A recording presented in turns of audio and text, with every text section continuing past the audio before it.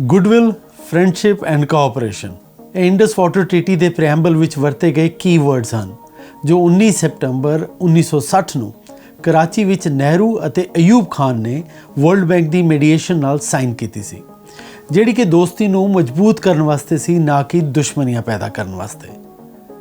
ਇਸ original trust based agreement ਦਾ ਨਤੀਜਾ ਇਹ ਸੀ ਕਿ ਭਾਰਤ ਨੂੰ ਈਸਟਰਨ ਰਿਵਰਸ ਯਾਨੀ ਕਿ ਬਿਆਸ, ਰਾਵੀ, ਸਤਲੁਜ ਦੇ ਪਾਣੀਆਂ ਤੇ ਪਾਕਿਸਤਾਨ ਨੂੰ ਵੈਸਟਰਨ ਰਿਵਰਸ ਇੰਡਸ, ਜੇਹਲਮ ਔਰ ਚਨਾਬ ਦੇ ਪਾਣੀਆਂ 'ਤੇ ਹੱਕ ਦਿੱਤਾ ਗਿਆ ਸੀ।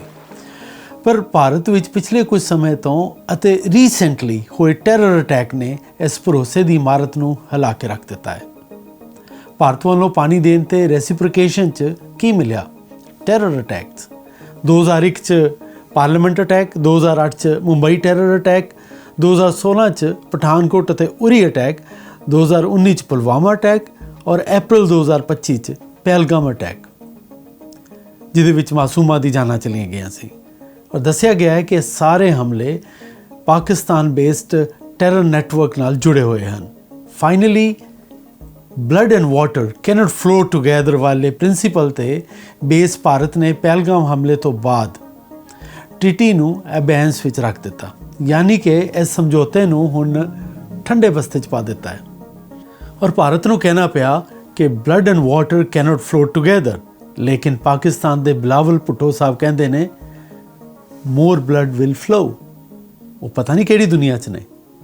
ਬਾਗਲਹਾਰ ਅਤੇ ਇਸਲਾਮ ਡੈਮਜ਼ ਵਿੱਚ ਫਲਸ਼ਿੰਗ ਓਪਰੇਸ਼ਨਸ, ਚਨਾਬ 'ਚ ਫਲੋ ਕਟਸ ਅਤੇ ਪਾਕਿਸਤਾਨ ਨੂੰ ਟ੍ਰੀਟੀ ਨੂੰ ਰਿਵਿਊ ਅਤੇ ਅਪਡੇਟ ਕਰਨ ਵਾਸਤੇ 4 ਵਾਰ ਫਾਰਮਲ ਨੋਟਿਸ ਭੇਜੇ ਗਏ, ਪਰ ਪਾਕਿਸਤਾਨ ਵੱਲੋਂ ਕੋਈ ਸਪੈਸੀਫਿਕ ਜਾਂ ਸੰਤੁਸ਼ਟ ਜਵਾਬ ਨਹੀਂ ਆਇਆ ਔਰ ਇੰਝ ਲੱਗਣ ਲੱਗ ਪਿਆ ਜਿਵੇਂ ਪਾਕਿਸਤਾਨ ਨੇ ਭਾਰਤ ਅਧਿਕਾਰੀਆਂ ਵੱਲੋਂ ਭੇਜੀਆਂ ਗਈਆਂ ਈਮੇਲ ਖੋਲ੍ਹ ਕੇ ਨਾ ਵੇਖਿਆ ਹੋਣ।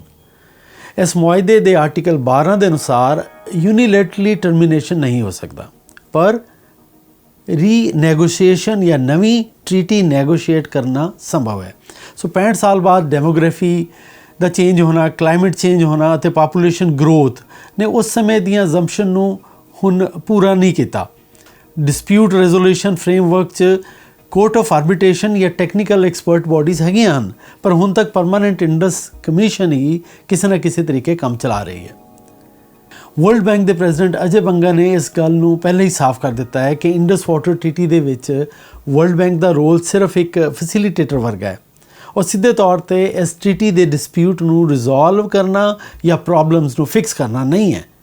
The treaty is not suspended. It's technically called something in abeyance, is how the Indian government worded it. There is no provision in the treaty to allow for suspension, the way it was drawn up. It either needs to be gone or it needs to be replaced by another one. That requires the two countries to want to agree.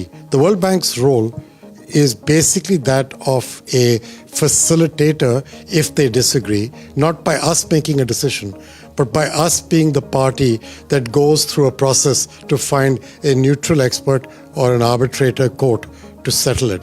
And we have to pay the fees of those guys through a trust fund that was set up at the bank at the time of creation of the treaty. That's our role.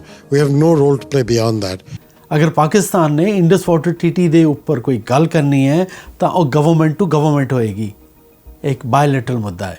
The treaty is a treaty between two sovereign nations and they have to decide whether that's what they want to continue with. It's their decision and, so be it. Pakistan ਨੂੰ ਇਹ ਸਮਝਣਾ ਚਾਹੀਦਾ ਹੈ ਕਿ ਇਹ 21ਵੀਂ ਸਦੀ ਹੈ, ਜਿਹਦੇ ਵਿੱਚ ਮੰਨਿਆ ਜਾ ਰਿਹਾ ਹੈ ਕਿ this is not an era of war, but it is one of the dialogues and diplomacy. Bharat कह चुका है कि terror and talks cannot go together. Bharat का मत एकदम स्पष्ट है। टेरर और टॉक एक साथ नहीं हो सकते।